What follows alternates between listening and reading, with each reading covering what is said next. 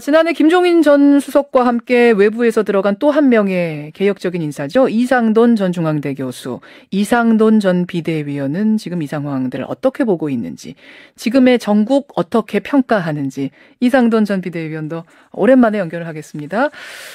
이상돈 교수님 안녕하세요. 네, 안녕하십니까. 네. 김종인 전 새누리당 비대위원하고 참 열심히 지난해에 새누리당을 이끄셨는데 지금 탈당 결심 소식 듣고는 어떠셨어요? 네, 본인께서 판단하실 일이 아니겠습니까? 네, 그리고 말씀하셨지만은 안철수, 일각에서 말하는 안철수 심당연 같은 말도 안 되는 얘기고,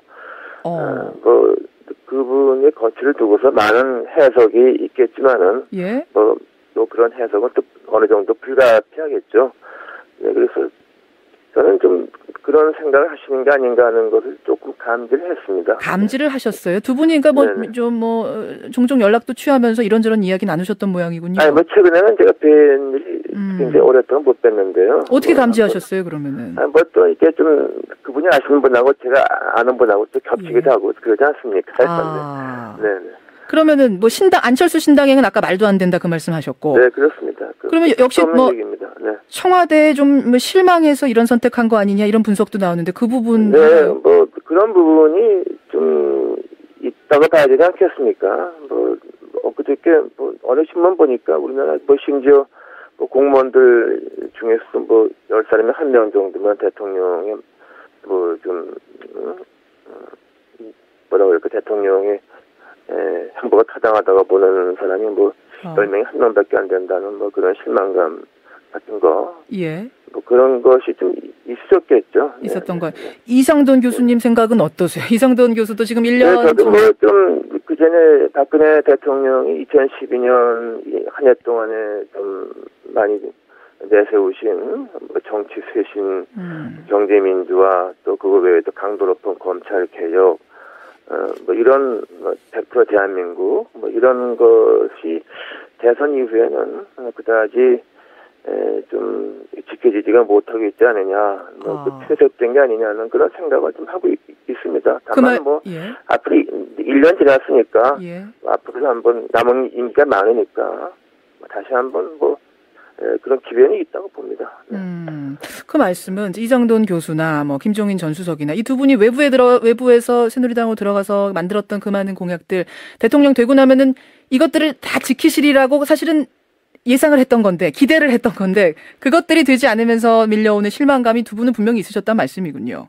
네, 그럼 공약을 다 준수할 수는 없습니다. 특히 그 대선 마지막 판 2, 3주일 앞두고 나온 공약은 좀 이 현실성이 떨어지는 부분도 좀 많이 있죠. 그러나 전반적인 국정의 그 전반적인 그 흐름 같은 것이 이게 박근혜 대통령이 지난 2012년 한 해뿐 아니라 그 전에 한나라당에서 당내에서 좀 야당처럼 하셨을 때 보이셨던 그런 행보와는 조금 거리가 있는 것 같아서. 제일 문제는 뭐라고 보세요, 이상돈 교수님? 제일 지금 보면서 참 답답하다. 이건 좀 잘해주셨으면 좋겠는데 이 정국 운영 중에서.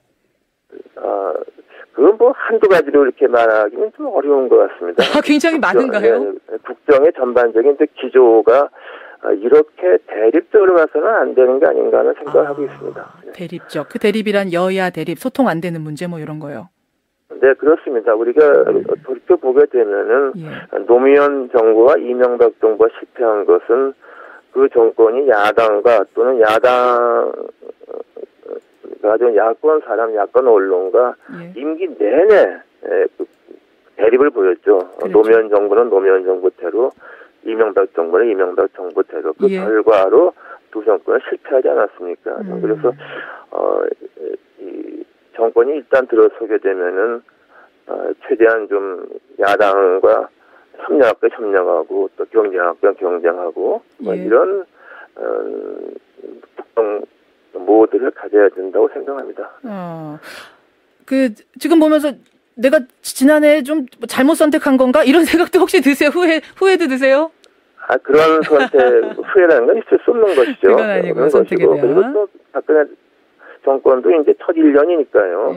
이게 설마니 이런 이런 식으로 4년을 더 가는 것은 좀 불가능하다고 봅니다. 어느 점에서는 좀 변곡점이 있어야 할 것으로 생각합니다. 변곡점. 교수님도 새누리당 당적 있으시죠? 네, 제가 정당 입당은 좀 제일 빨리 했죠. 제일 빨리 하셨죠. 혹시 김종인 전 비대위원처럼 고민도 좀 하세요? 아니, 특별한 그런 생각 하고 있지 않습니다. 그건 아니시고요. 정당 당적하는 것은 제가 선택한 것이니까, 박근혜 대통령 임기까지는 그대로 가야 되지 않겠습니까? 임기까지는 나의 선택 그대로 유지하겠다. 이런 말씀. 이상돈 전 새누리당 비대위원 만나고 있습니다. 지금 이제 정치 상황에 대한 얘기는 해주셨고, 여야의 대립이 답답하다는 말씀도 해주셨고, 이게 언제부터 이렇게 꼬이기 시작했는가 생각해보면 국가기관의 대선 개입 문제예요. 이 문제를 보는 여야의 시각이 다르다 보니까 계속해서 이게 꼬이는 건데, 어떻게 처리해야, 어떻게 대처해야 한다고 보십니까? 근데 그 문제에 대해서는 저도 누차 몇 번 얘기했는데요. 이게 좀 초기에, 이거 기본적으로 전 정권에서 발생한 일이고, 그리고 그 문제를 국정원 의혹뿐 아니라 또 국민들 집단이 되고 있는 4대강 사업이랄까 또 많은 의혹에 쌓여 있는 해외 자원 개발 같은 거, 전 정권 내에 있었던 비리를 전 박근혜 대통령이 이것을 좀 과감하게 턱결해야 한다고 봅니다. 털어내야 한다, 과감하게. 털어내야만 국정에 추동력이 생기고 대야 관계도 원만해진다고 봅니다. 근데 그 부분에 대해서 왜 그렇게 좀 시원한 결정을 못 하시는지 저는 그 부분이 좀 안타깝고 좀 이해가 안 되는 부분이죠. 시원하게 왜 결정을 못 시원하게 그러면은 지금 야당에서는 야권 연석회의까지 만들면서 특검 이야기 털고 가자 얘기하는데 그것까지도 받아들여야 된다는 생각도 하시는 거예요? 네, 일단은 여야 대치 관계가 이렇게 오래 가면은 결국에는 국정에 부담이 되고 국정에 부담이 되면은 집권당이 책임이 있는 겁니다. 그래서 결국에는 벼랑 끝에 가게 되면은 좀 여당이 좀 양보하는 게 저는 맞다고 봅니다. 그래서 그리고 특검을 통해서 한간의 의혹을 털어낼 수 있으면 굉장히 좋은 거 아니겠습니까? 그런데 이번에 야당도 좀 한 발자국 양보를 해서 일단 국회가 정상화됐으니까 다행이라고 생각합니다. 지금 말씀하시면서 벼랑 끝까지 가면은 결국 특검 받을 수밖에 없지 않겠는가? 그래서 털고 가야 되지 않겠냐 말씀하셨는데 그럼 지금이 벼랑 끝이라고 보시는 거예요? 전국 운영이? 네, 근데 일단은 이제 야당에서도 예산 문제 때문에 좀 양보를 했죠. 그러나 또 예산이 끝나고 새해 바뀐다고 그래서 야당이 또 그런 공세의 고삐를 그냥 잃어버리겠습니까?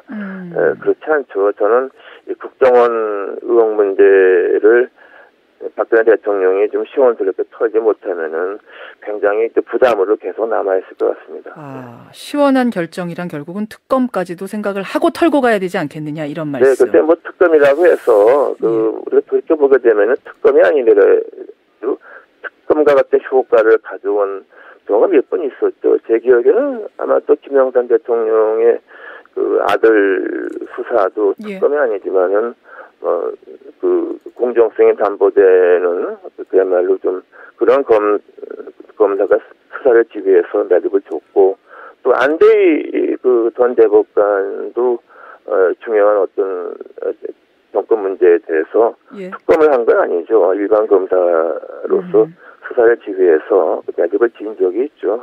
그런 부분이 좀 참조가 됐으면 좋겠습니다. 그렇게 수사 철저히 하고도 안 되면은 이제 하여튼 털고 갈 수 있는 모든 건 털고 가야 된다. 시원한 결정해야 된다. 이런 말씀이신데 알겠습니다. 새누리당의 전 비대위원이었던 이상돈 교수 만나고 있습니다. 이제 1년이 거의 다 됐어요. 지금이 12월 6일이니까 12월 19일 대선까지 얼마 안 남았는데 지난해 대선 1주기가 점수 좀 매기신다면은 몇 점이나 주시겠습니까? 아니 그런 점수로 매기고 1학점, 2학점, C학점 그런 건 이제 장난스러운 거니까 그런 거 안 하면 좋겠습니다. 네. 어쨌든 실망감 이대로는 안 된다라는 어떤 이런 좀 절박한 생각은 드시는 거군요. 네, 그래서 이대로 4년을 이렇게 국정 여야 대립에 첨예하고 과거 문제에 묶여서 임기 4년을 그냥 앞으로 갈 수 있을까 말이죠. 그리고 또 하나 문제는 우리가 앞에 두 개의 정권이 실패했고, 아시다시피 국가 채무, 공개월 채무가 폭증을 해서, 그야말로 이제 개인 부채까지 폭증을 하지 않았습니까? 이렇게 해서 이 정권이 그 감당 못하면은 정권의 실패가 아니라 그냥 국가의 실패로 갈 수가 있죠. 네. 그 부분에 그런 점에서 우려하고 있습니다. 우려한다. 긴장해야 된다. 이런 말씀. 네. 알겠습니다. 이상돈 전 교수님. 오늘 여기까지 말씀을 듣도록 하죠. 고맙습니다. 네, 감사합니다. 예, 새누리당 전 비대위원을 맡았었죠. 이상돈 전 중앙대 교수 만났습니다.